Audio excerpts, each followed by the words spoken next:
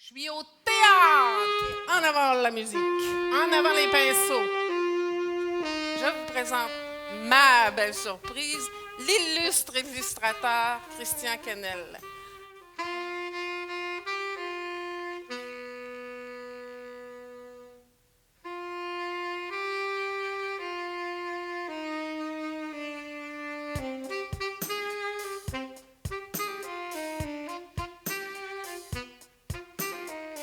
Dans ma fenêtre, puis dans cette maison-là où j'habite, au 2e étage, c'est là que je travaille. Avec tous les passants qui circulent sur le trottoir, avec le grand érable en avant qui fait comme moi, puis il pite tout ce qui se passe. J'ai toujours pensé, moi, que j'avais un grand-père carré de 2 étages de haut. Je vous le raconterai. Hey, les gros méchants Allemands, eux autres, se sont mis à tirer à hauteur d'homme, comme d'habitude. Mais là, toutes leurs balles passaient par-dessus la tête des petits soldats. Épuisés, les Allemands, puis à court de munitions, ben, ils ont rendu les armes. Puis c'est comme ça que mon père, soldat Vallée, a fait gagner la guerre. Ben, il paraîtrait que dans le quartier, il y a des hommes respectables que je connais qui les subventionnent aussi, les prostituées. Je fais partie du petit troupeau de transportés en commun qui piétinent chaque jour là, le même carré de trottoir. Puis je sais jamais ce qui m'attend, moi, quand moi, j'attends l'autobus. J'aurais pas d'objection, moi, à prendre l'autobus avec le troupeau de transportés en commun s'il n'y avait pas toujours un parmi le troupeau, un mouton noir là, qui bêle plus fort que les autres, qui veut absolument se donner en spectacle ou me faire la conversation à l'heure où moi, là, j'aspire à la paix. Puis là, je me dis que, à force de faire de l'exercice, je vais devenir tellement en forme, je vais vivre bien vieille, puis peut-être qu'à 99 ans, je vais être encore là sur le chemin de Montréal, comme une vieille Barbie crinquée. Il y a un vieux monsieur, là, sur la banquette latérale, qui attire mon regard. Très bien mis. Complet 3 pièces. Souliers assortis. Oh, c'est fou. Il me touche par son élégance.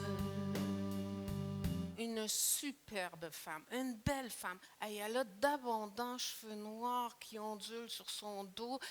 Elle a des yeux tout aussi noirs et tout aussi abondants. Un sourire qui vous étrangle. Elle est outrageusement attachante, outrageusement sensuelle. Elle aime ça, là, qu'il la désire, puis lui, désire l'aimer. Je voyage dans un nid d'amoureux. L'autobus a des ailes. Et pour vous, ce soir, ce sera... Ah, Natacha. C'est sa danseuse privée, puis lui, c'est son voyeur attitré. Tous les hommes dans l'autobus en suent de jalousie. Anna Maria. Je suis tellement déçue, Anna là. Maria. Il veut plus jamais prendre le 2. Dans sa déçue. chanson te dira je t'aime. Ah, ça va faire Tino Rossi. On dirait qu'il va vers un paradis. Comme sa vie. J'aperçois un grand escalier qui monte au 2e étage. Et c'est bien que l'accès au paradis, c'est jamais facile. And tonight, for your pleasure, Jessica.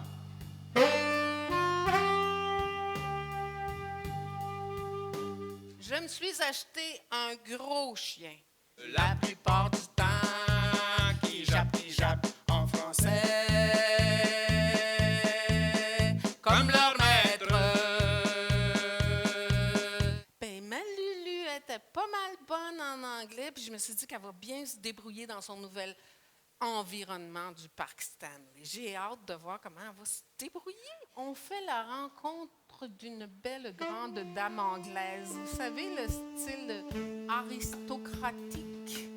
C'est Loulou, Loulou,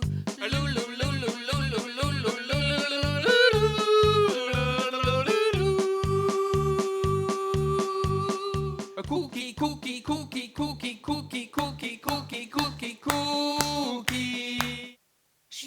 réalisé que mon chien est assimilé. Et puis dire qu'il y en a qui font ça à leurs propres enfants. J'ai dû y faire vivre un grand dérangement en la déportant du parc Landry au parc Stanley. Left, droite, left, droite.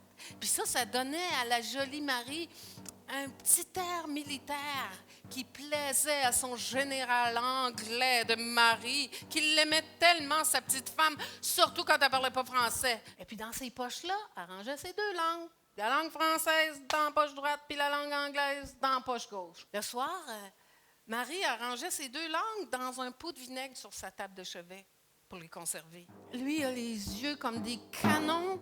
On rentre, Mary.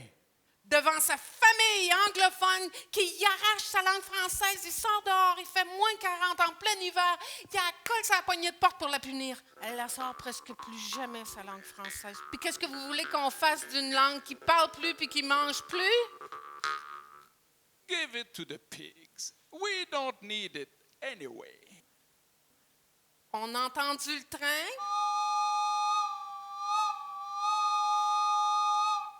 Elle était belle. Elle avait un beau petit chapeau de paille blanc, des petits gants blancs, une petite robe bleue avec des petites fleurs blanches, des petits souliers blancs.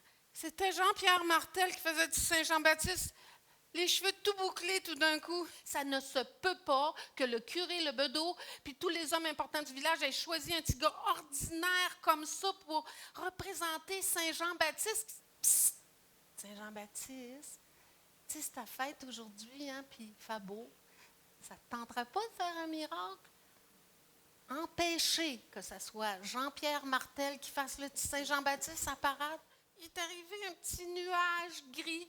Foncé, foncé, foncé, foncé, foncé, juste au-dessus du char allégorique. Puis tout à coup, whoosh, le mouton bêlait, Jean-Pierre Martel broyait, tout le monde sur le trottoir rouspétait parce que